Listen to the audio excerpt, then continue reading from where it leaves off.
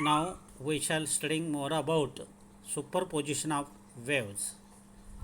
This article in 6th chapter and article number 4, that means 6.4 on the textbook page 134, that is superposition of waves. We know about when two or more than two waves arriving at a point, there produces interference, and that interference are called as superposition of waves. There are two types of superposition of waves or interference of waves, that is constructive interference and destructive interference. That is constructive interference and destructive interference. Now we taking one by one. Take first in case constructive interference. Here in this case we given one example of string. Here see one boy is of hand and other boy is of hand. Both hand kept a string, and this string stretched by two boys. म्हणजे इथे एक example दिलेलं आहे, experiment करतो आहे आपण. Constructive इंटरफरन्सचं एक string घेतलेली आहे, एक दोरी घेतलेली आहे. त्या दोरीचे दोन टोक दोन मुलांच्या हातात देऊन ती स्ट्रिंग स्ट्रेच करून ठेवलेली आहे. इथे तुम्हाला डायग्राममध्ये दिसत आहे, हे स्ट्रेच केलेली दिसत आहे. तर अशा टाईपचं स्ट्रेच झाल्यानंतर ह्या स्ट्रिंगला या दोन मुलांकडून first boy and second boy कडून वेव्ह क्रिएट करायचे. म्हणजे पहिल्या मुलानेही अप अँड डाऊन मूव्ह करायचं आहे स्ट्रिंग, आणि दुसऱ्या मुलानेही अप अँड डाऊन मूव्ह करायचं आहे. मग असं करत असताना आपल्याला तिथे वेव्ह क्रिएट झालेली दिसेल. आता वेगवेगळ्या प्रकारच्या वेव्ह क्रिएट होतात. आता इथे खाली दिलेले आहे, पण कन्सिडर दोघांकडूनही क्रेस्ट ही वेव्ह क्रिएट होत असेल. इथे पहिल्या डायग्राममध्ये दाखवलेलं आहे, फिगर 1मध्ये दाखवलेलं आहे.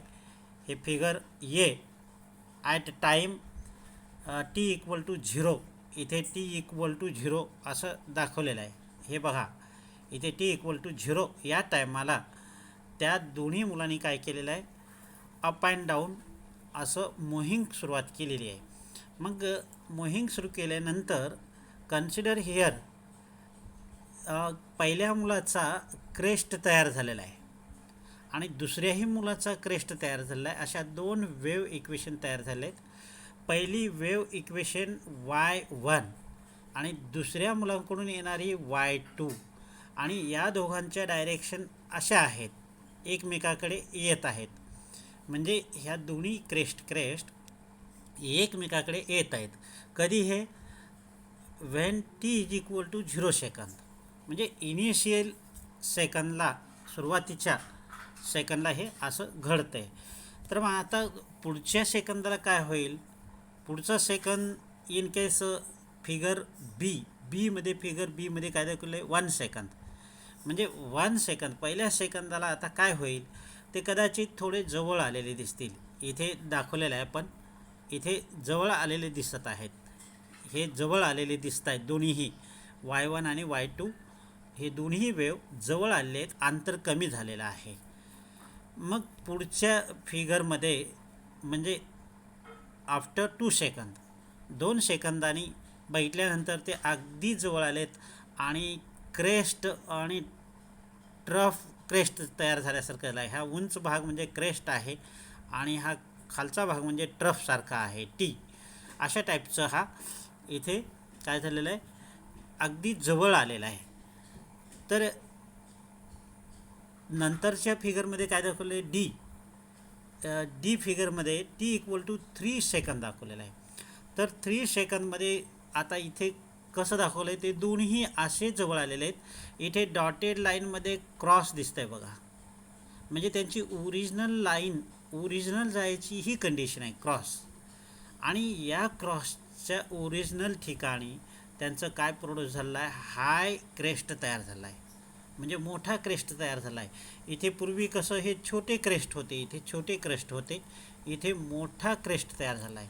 म्हणजे याचा अम्प्लिट्यूड A1 असेल, याचा A2 असेल, तर या ठिकाणी ए म्हणजे A1 प्लस A2 या दोन्हीचा अम्प्लिट्यूड, या पहिल्याचा अम्प्लिट्यूड आणि दुसऱ्याचा अम्प्लिट्यूड या दोघांची सम होऊन इथे इंटेन्सिटी हाय झालेली आहे. हाय इंटेन्सिटी म्हणजेच Y1 प्लस Y2 असं तयार झालेलं आहे या ठिकाणी. म्हणून हे जे क्रेस्ट तयार झालेलं आहे असा मोठा, याची उंची जास्त झालेली आहे, म्हणजेच amplitude A equal to A1 plus A2 असं झालं आहे. म्हणून हाय इंटेन्सिटी आलं. म्हणजेच या ठिकाणी Y1 या वेवचा क्रेस्ट आणि Y2 या वेवचा क्रेस्ट एकमेकावर कोइन्साइड झालेत, एकमेकावर काय झालेले आहेत, फॉल्स झालेले आहेत. क्रेस्ट क्रेस्ट फॉल्स झालेले आहेत. आणि ज्यावेळेस सेम फेज फॉल्स होतात एकमेकावर, त्यावेळेस तिथे सुपरपोजिशन ऑफ वेव्ह तयार होतो. म्हणजेच maximum intensity, here we get maximum sound heard. या ठिकाणी आपल्याला मॅक्झिमम साऊंड ऐकायला मिळतो. अशा टाईपचं इथे कन्स्ट्रक्टिव्ह इंटरफरन्समध्ये होतो. आणि या पोझिशनला आपण काय म्हणतो, या पोझिशनला आपण असं म्हणतो की कन्स्ट्रक्टिव्ह इंटरफरन्स किंवा मॅक्झिमम इंटेन्सिटी ऑफ साऊंड वगैरे असं म्हणतो. आणि यालाच इथे कॉमनमध्ये नाव दिलेलं आहे सुपरपोजिशन ऑफ वेव्ज दिलेलं आहे. आता त्यानंतर पुढे काय केलेलं आहे, in case these two crest same आपापल्या डायरेक्शननी गेलेले आहे. आता इथे Y1 पुढे सरकलेलं आहे हे, आणि इकडे Y2 पुढे सरकलेलं आहे. अशा टाईपचं परत दुसऱ्या म्हणजे तिसऱ्या सी फिगरसारखं अशी कंडिशन तयार झालेली आहे इथे. आणि त्यानंतरची फिगर 5 सेकंदानंतर, after 5 second we get as like B figure अशा टाईपचं दिसलेलं आहे. आणि last after 6 second we get as like first figure. म्हणजे इंडिव्हिज्युअली ते आपोआप निघून गेले आहेत, एकमेकांना डिस्टर्बच झालेलं नाही आहे. अशा टाईपचं इथे आपण जो ही फिगर बघितलेली आहे याला म्हणायचं सुपरपोजिशन ऑफ वेव्ज. आता इथे कंडिशन आहे, इथे कंडिशन पहिल्या वेवचा क्रेस्ट आहे, Y1 वेवचा क्रेस्ट हा आहे, आणि Y2 वेवचा क्रेस्ट एकमेकावर इन्सिडंट झाले, क्रॉस झाले, इंटरफरन्स झाले. त्यामुळं आपल्याला जी मिळालेली ही वेव आहे ही कन्स्ट्रक्टिव्ह इंटरफरन्सची मॅक्झिमम इंटेन्सिटी, मॅक्झिमम साऊंड ऐकायला मिळतो. अशा टाईपचा हा कन्स्ट्रक्टिव्ह इंटरफरन्स म्हणजे सुपरपोजिशन ऑफ वेव्ज तयार झालेला आहे. आता त्यानंतर आपल्याला याच्या अपोजिटची बाजू बघायचं आहे, ते म्हणजे डिस्ट्रक्टिव्ह इंटरफरन्स बघायचं आहे. हे 2 नंबरला डिस्ट्रक्टिव्ह इंटरफरन्स आहे, पण इथे चुकून कन्स्ट्रक्टिव्ह इंटरफरन्स लिहिलेला आहे. ही खरं डी आहे. इथे डिस्ट्रक्टिव्ह इंटरफरन्स असं तुम्ही समजून घ्यायचं आहे आणि तुमच्या नोट्समध्येही कंप्लीट करून घ्यायचं आहे. तर हे सीच्या ऐवजी इथे कन्स्ट्रक्टिव्हच्या ऐवजी डिस्ट्रक्टिव्ह असं तुम्ही तयार करायचं आहे. आता सेम त्याच पद्धतीने इथे हा एक्सपेरिमेंट करायचा आहे. In this case superposition of 2 waves equal amplitude and opposite phases. आता इथे अपोजिट फेज आहे. अपोजिट फेज म्हणजे काय, तर एका वेवचा क्रेस्ट आणि दुसऱ्या वेवचा ट्रफ असे 2 येत आहेत. इथे खाली डायग्राममध्ये दाखवलेले पहा, ही स्ट्रिंग आहे, पहिल्याचा क्रेस्ट आहे, दुसऱ्याचा इथे ट्रफ असा पास होतो आहे. म्हणजे पहिल्या मुलांकडून ज्यावेळेस अप डाऊन असं मूव्ह होते स्ट्रिंग, त्यावेळेस तिथे कदाचित क्रेस्ट तयार झाला, ही Y1 इक्वेशन असेल, आणि दुसऱ्या मुलांकडून जो वेव क्रिएट झाली आहे ती ट्रफ झाली असेल आणि तो Y2 इक्वेशन असेल. आणि इथे त्याचा पॉझिटिव्ह अम्प्लिट्यूड A1 असेल आणि याचा अम्प्लिट्यूड A2 असेल. अशा टाईपचं हे एकमेकाकडे येत आहेत. जसं आपण कन्स्ट्रक्टिव्ह इंटरफरन्सचं बघितलं तसंच आता आपण काय करायचं आहे, डिस्ट्रक्टिव्ह इंटरफरन्सचं बघायचं आहे. आता सुरुवातीला ह्या 2 मुलांनी काय केले असतील, या दोन्ही टोक स्ट्रिंगचे स्ट्रेच केलेले असतील आणि 0 टाईमला ते अप अँड डाऊन करायला सुरुवात केली असतील. कदाचित इथे कन्सिडर एकाचा क्रेस्ट आणि दुसऱ्याचा ट्रफ इथे प्रोड्यूस झालेला आहे आणि ते दोन्हीही एकमेकाकडे येत आहेत वेव. आणि दुसऱ्या फिगरमध्ये असं दाखवलेलं आहे, क्रेस्ट हे Y1 वेव अशी येते आणि Y2 अशी येते. अशा टाईपचं आपल्याला क्रेस्ट आणि ट्रफ जवळ आलेली दिसत आहेत.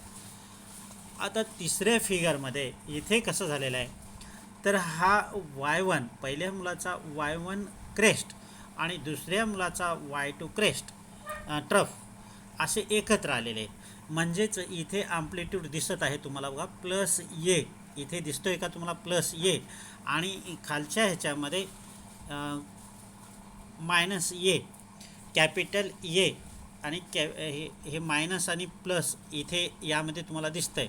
त्या दोघांची जर बेरीज केली, हा प्लस म्हणजे वरचा डायरेक्शन आहे, मायनस म्हणजे खालचा डायरेक्शन आहे, आणि त्या दोघांची जर इथे वजाबाकी केली तर काय मिळालं, इथे A1 minus A2 is equal to 0 मिळालं. दोघांची उंची सारखी आहे, ॲम्प्लिट्यूड सारखा आहे, म्हणजेच इथे 0 मिळालं.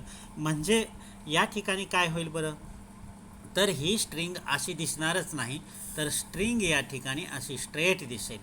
म्हणजे इथे पहिल्या वेवचा क्रेस्ट दुसऱ्या वेवचा ट्रफ एकमेकावर जर पडलं तर त्यावेळेस आपल्याला इथे स्ट्रेट लाईन दिसेल. म्हणजेच या ठिकाणी नो व्हायब्रेशन ऑफ स्ट्रिंग, या ठिकाणी काहीही व्हायब्रेशन होणार नाही. ॲक्च्युली व्हायब्रेशन होतं त्या स्ट्रिंगचं, हा एवढा भाग पॉझिटिव्हकडे व्हायब्रेशन होतो आणि निगेटिव्हकडे होतो. पण पॉझिटिव्ह निगेटिव्ह त्या दोघांचा रिझल्टंट अँप्लिट्यूड जर बघितला तर आपल्याला काय दिसतं, 0 दिसतं. म्हणजेच ही स्ट्रेट लाईन दिसते. In case of we heard minimum sound, म्हणून इथे म्हणलेलं आहे बघा, 1 crest falls on trough, then we get here A1 minus A2 is equal to 0, आणि resultant wave equation is equal to Y1 minus Y2 is minimum. That means no sound intensity, म्हणून आपल्याला sound intensity ऐकायला मिळत नाही. आणि this cross sectional part, that means it is called as destructive interference. इथे दिले बघा डिस्ट्रक्टिव्ह इंटरफरन्स, म्हणून हेडिंगमध्ये इथे चुकून कन्स्ट्रक्टिव्ह झालेलं आहे, तर तुम्ही डिस्ट्रक्टिव्ह इंटरफरन्स असं तुम्ही नोट डाऊन करा. आणि त्यानंतर फिगर 4मध्ये काय दाखवलेलं आहे, तर Y2 इक्वेशन इकडे गेलेलं आहे आणि Y1 इक्वेशन इकडे गेलेलं आहे, आपापल्या डायरेक्शनने गेलेलं आहे इंडिव्हिज्युअली. म्हणजे ज्यावेळेस इथे क्रॉस होतात एकमेकांना त्यावेळेस तिथला रिझल्ट आपल्याला मिनिमम दिसतो आणि नंतर ते इंडिव्हिज्युअली आपापल्या डायरेक्शननी पुढे निघून जातात. तसंच 5व्या फिगरमध्येही तसंच दाखवण्यात आलेलं आहे. अशा टाईपचा हा कन्स्ट्रक्टिव्ह इंटरफरन्स आहे. आणि हा डिस्ट्रक्टिव्ह इंटरफरन्स आपण बघितला. याच्या अगोदर आपण कन्स्ट्रक्टिव्ह इंटरफरन्स बघितलं आणि इकडे डिस्ट्रक्टिव्ह. तर मोस्टली या दोघांमध्ये फरक काय आहे, तर या दोघांमध्ये फरक असा आहे, कन्स्ट्रक्टिव्ह ज्यावेळेस असतो त्यावेळेस क्रेस्ट तरी असतं किंवा ट्रफ तरी, म्हणजे सेम फेज. इथे आपण क्रेस्ट घेतलं, याच्याऐवजी आपण ट्रफ घेऊनही हे कन्स्ट्रक्टिव्ह इंटरफरन्स केलं असतं. आणि इथे मात्र अपोजिट फेज असतात, एकाचा क्रेस्ट दुसऱ्याचा ट्रफ, किंवा पहिल्याचा ट्रफ दुसऱ्याचा क्रेस्ट, असं करूनही इथे डिस्ट्रक्टिव्ह इंटरफरन्स करता येतं. आणि या दोघांचं कॉमन नाव आहे सुपरपोजिशन ऑफ वेव्ज. आता सुपरपोजिशन ऑफ वेव्ज कुठं तयार झालेलं आहे, सुपरपोजिशन ऑफ वेव्ज या दोन वेवमध्ये इथे एक तयार झाला, इथे एक. मग आता पहिल्या ज्यावेळेस कन्स्ट्रक्टिव्ह इंटरफरन्स होता त्यावेळेस मॅक्झिमम इंटेन्सिटी म्हणजेच त्याचा अँप्लिट्यूड, त्या दोन अँप्लिट्यूडची बेरीज म्हणजे रिझल्टंट अँप्लिट्यूड तयार झाला होता. आणि वेव्ह इक्वेशन ही resultant y equal to Y1 plus Y2 तयार झाला होता. आणि इथे मात्र काय झालं, त्यांचा रिझल्ट 0 झालेला आहे. म्हणून पहिल्या कन्स्ट्रक्टिव्ह इंटरफरन्समध्ये मॅक्झिमम साऊंड ऐकायला मिळतो आणि दुसऱ्यामध्ये मिनिमम ऐकायला मिळतो, पण ते दोन्हीही सुपरपोजिशन ऑफ वेव्ज आहेत. अशा टाईपचं हे तुम्ही याचं ह्या व्हिडिओचं जे काही ड्रॉबॅक्स असतील ते मला कळवून दाखवावं. त्याच्या पुढच्या व्हिडिओला आपल्याला आणखीन इफेक्टिव्ह बनवता येईल.